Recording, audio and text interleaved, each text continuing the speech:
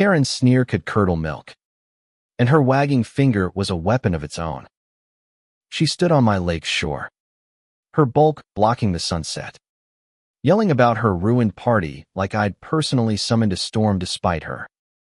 It was a Saturday in late summer, the kind where the air hums with cicadas and the lake mirrors a sky painted in pinks and purples.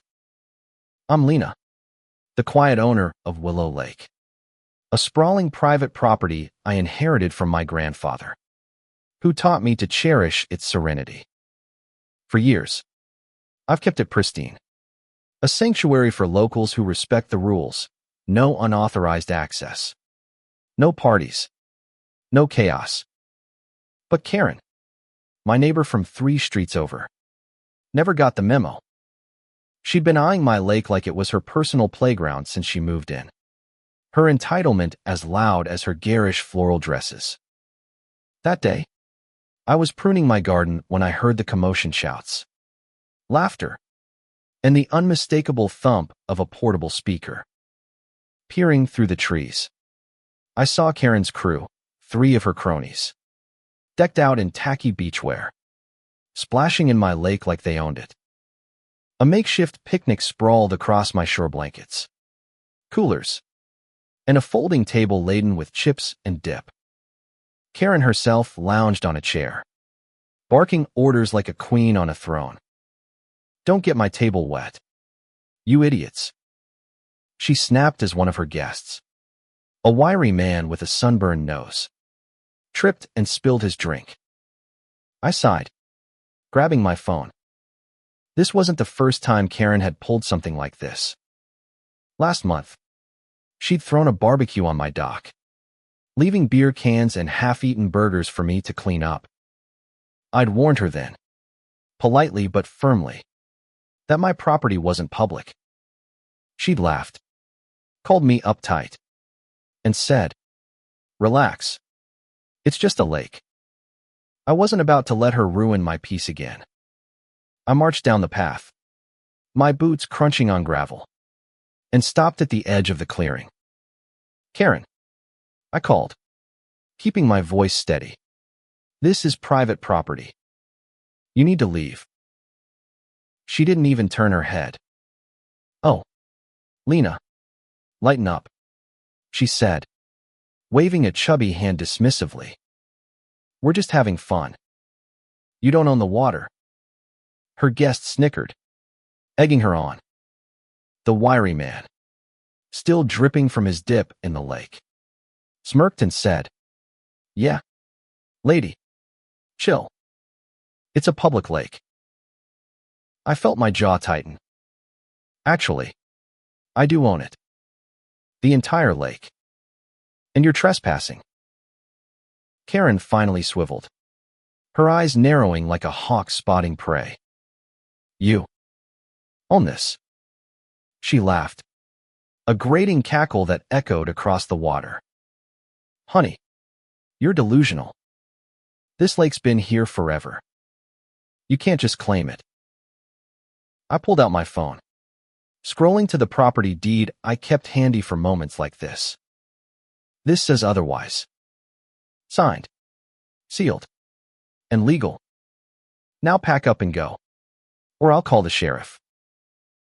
Her guests froze, exchanging uneasy glances. But Karen wasn't fazed. She heaved herself up, her chair creaking, and stomped toward me, her face red with indignation. You're bluffing, she spat. You're just jealous because my parties are legendary, and you're out here playing hermit. Get a life, Lena. I held my ground, meeting her glare. Last warning. Karen, leave. She scoffed, turning back to her group. Ignore her. She's nobody. Then, to my horror, she grabbed a beer bottle from the table and hurled it into the lake. It splashed, sending ripples across the water I'd spent years protecting. Her guests cheered, egged on by her defiance, and one of them, a woman with a shrill laugh, kicked over a cooler. spilling ice and cans into the shallows. That was it. I dialed Sheriff Tate, a friend of my grandfather's who'd patrolled these parts for decades. "Hey, Tom," I said, keeping my voice low but firm. "I've got trespassers on my property. Again. Can you swing by?" Karen didn't hear me, too busy yelling at her guests to keep the party going. But her bravado faltered when, 10 minutes later, 2 patrol cars rolled up, their lights flashing against the darkening sky. Sheriff Tate stepped out, his weathered face stern. "Lena, you okay?" he asked, tipping his hat. I nodded, pointing at the mess. "They're trespassing, Tom. And littering. That one." I gestured at Karen. "Threw a bottle in my lake." Karen's jaw dropped. "This is outrageous," she shrieked, waddling toward the sheriff. "We're just having a picnic. She's lying about owning this place." Tate raised an eyebrow, glancing at me. I handed him my phone. The deed pulled up. He scanned it, then turned to Karen. "Ma'am, this lake is private property. Lena's got the paperwork. You're in the wrong here." Her guests started muttering, backing away from the table like rats fleeing a sinking ship. The wiry man stammered, "We didn't know." "Okay." She said it was fine. He pointed at Karen, who shot him a venomous look. "Don't you dare pin this on me." She snapped. "This is public land. She's scamming you all."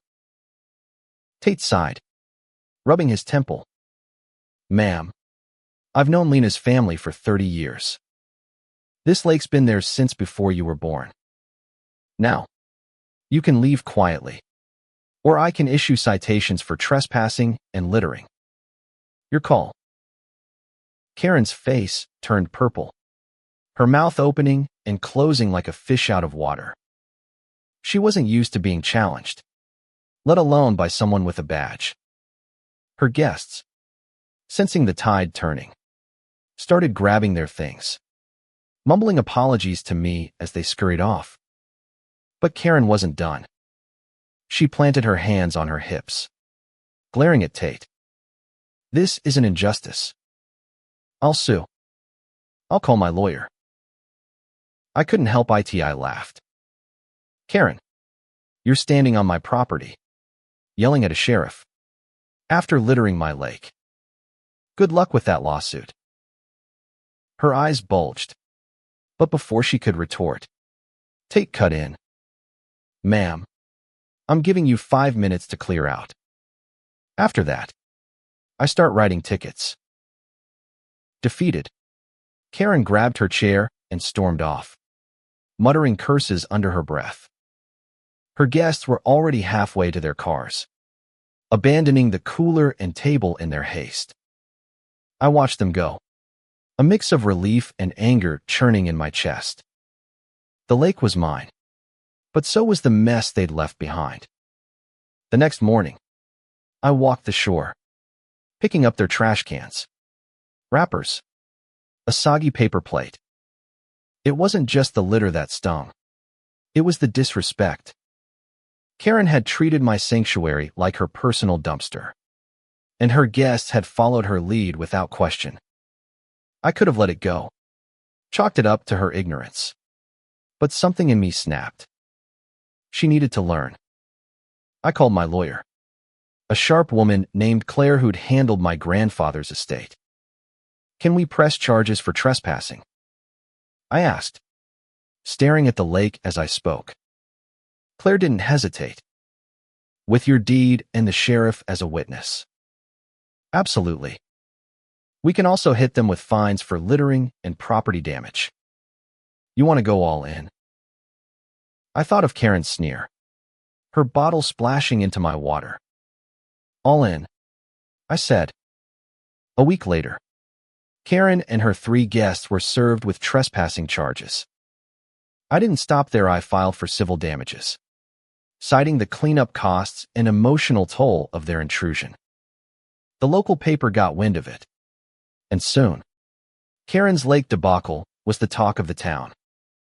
People I barely knew stopped me at the grocery store, offering support. "She's been a menace for years," one woman whispered. "About time someone stood up to her." The court date was a spectacle.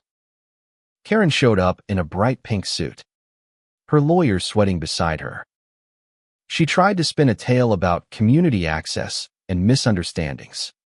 But my deed, Sheriff Tate's testimony, and photos of the litter shut her down.